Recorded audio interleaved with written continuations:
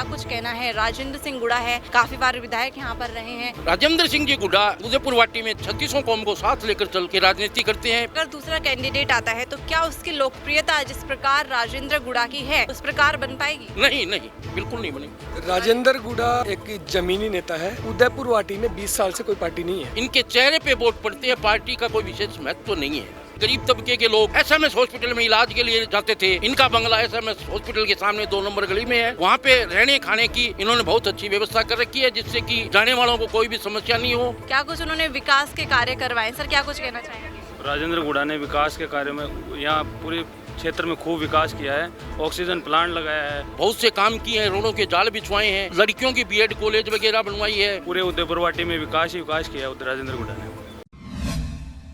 राजेंद्र सिंह गुड़ा के क्षेत्र में हम यहाँ पे पहुँच चुके हैं और क्या कुछ स्थानीय लोगों का कहना है। आज उनके बेटे का जन्म दिवस है और राजेंद्र गुड़ा के अपने क्षेत्र में किस प्रकार पकड़ है उनसे हम जानेंगे। तो सर, क्या कुछ कहना है? राजेंद्र सिंह गुड़ा है, काफ़ी बार विधायक यहाँ पर रहे हैं। इस बार के उन पर जो लाल डायरी का जिस तरह से माहौल उन्होंने बनाया है और जिस तरह से मंत्री पद से मुख्यमंत्री अशोक गहलोत कांग्रेस से हैं उन्होंने बर्खास्त कर दिया है, तो क्षेत्र में क्या नाराजगी है कांग्रेस पार्टी से? राजेंद्र सिंह जी गुड़ा ने विधानसभा में नारी के सम्मान में और भ्रष्टाचार पे बात उठाई, जो एक वाजिब मांग थी कि भी आप राजस्थान में जो हो रहा है उस पर क्यों नहीं ध्यान दे रहे, मणिपुर में हो रहा है वो गलत है, उसकी भी मैं निंदा करता हूँ। लेकिन जो राजस्थान में घटित हो रहा है, राजस्थान महिला अत्याचार में, भ्रष्टाचार में पहले नंबर पे आ गई, उस पर बोलने की वजह से उनको मंत्रिमंडल से बर्खास्त कर दिया गया। जब मंत्री जी अपने क्षेत्र उदयपुर वाटी में आए और उन्होंने जनसभाएं की तो उनको भारी समर्थन मिला, नारियों ने उनका बहुत स्वागत किया, फूलें बरसाए। राजेंद्र सिंह जी गुड़ा उदयपुर वाटी में 36 कौम को साथ लेकर चल के राजनीति करते हैं। पिछले 4 चुनावों में से 3 चुनाव ये जीतते हैं। इनके पास कोई बड़ी पार्टी नहीं है। राजपूत समाज है, उसके भी इतने ज़्यादा बहुमत में वोट नहीं है। उसके बावजूद ये छोटी छोटी जातियों को साथ लेके 36 कौम के लिए काम करते हैं। कम से कम 100 CSC बनवाई हैं, यहाँ बहुत से काम किए हैं, रोडों के जाल बिछवाए हैं, कि लड़कियों की बीएड कॉलेज वगैरह बनवाई है। और जो भी विधानसभा ही नहीं, पूरे राजस्थान के गरीब तबके के लोग एसएमएस हॉस्पिटल में इलाज के लिए जाते थे। इनका बंगला एसएमएस हॉस्पिटल के सामने 2 नंबर गली में है। वहाँ पे रहने खाने की इन्होंने बहुत अच्छी व्यवस्था कर रखी है, जिससे कि जाने वालों को कोई भी समस्या नहीं हो। उनको खून की आवश्यकता हो खून दिलाते हैं, या कोई आवश्यकता हो 5-5 आदमी इन्होंने हॉस्पिटल में छोड़ रखे हैं, खूब सेवा पानी कर सकते हैं। इसीलिए इनके चेहरे पे वोट पड़ते हैं, पार्टी का कोई विशेष महत्व नहीं है। राजेंद्र गुड़ा के विपक्ष में अगर दूसरा कैंडिडेट आता है तो क्या उसकी लोकप्रियता जिस प्रकार राजेंद्र गुड़ा की है उस प्रकार बन पाएगी? नहीं, बिल्कुल नहीं बनेगी। 2008 का आप किस्सा सुना रहे थे, किस प्रकार से क्या हार का कारण रहा राजेंद्र गुड़ा? 2008 के चुनावों की बात है। राजेंद्र सिंह जी भारी बहुमत से चुनाव जीतते, लेकिन एक सैनी समाज के नेता को सफ़ेद चादर उड़ाने की वजह से और ये लांछन लगाया गया कि इनके समर्थकों ने या इसको मारा है। किस पर लगाया गया लांछन? राजेंद्र सिंह गुड़ा पे। इस वजह से वो चुनाव राजेंद्र सिंह जी हार गए, अन्यथा वो चुनाव भी राजेंद्र सिंह जी जीतते। अगर राजेंद्र सिंह जी के साथ जनता नहीं होती तो यहाँ से पिछले 3 चुनाव ये नहीं जीत पाते।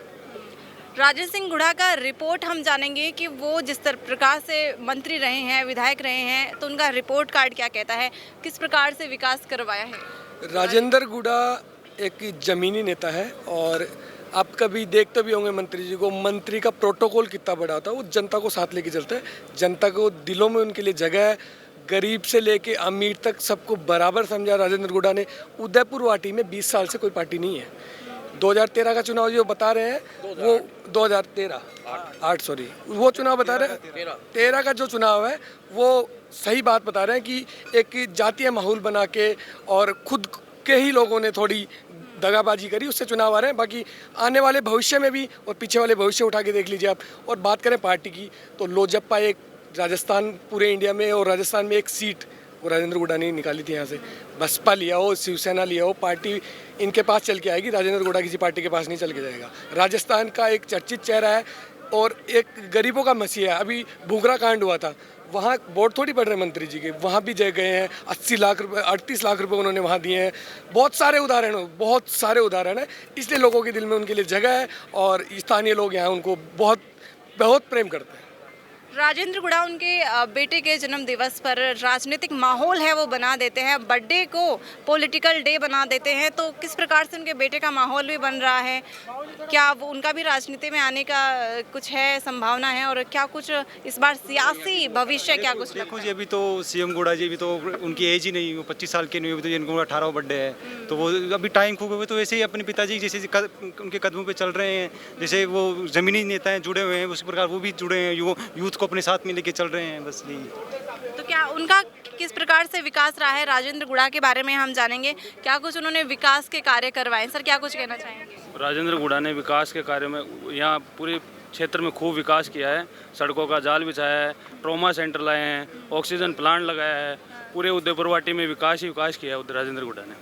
तारीफों के पुल बांध रहे हैं यहाँ के स्थानीय लोग, और किस प्रकार से राजेंद्र गुड़ा की जो तारीफें यहाँ पे हो रही हैं और किस प्रकार से उनका कार्यकाल रहा है, वो भी हम आगे भी हम जानेंगे लोगों से। और क्या इस बार राजेंद्र गुड़ा फिर से अपनी इस क्षेत्र में जीत हासिल कर पाएंगे? ऐसे अपडेट्स के लिए बने रहिए द फैक्ट इंडिया के साथ। मैं आपके साथ नेहा जोशी।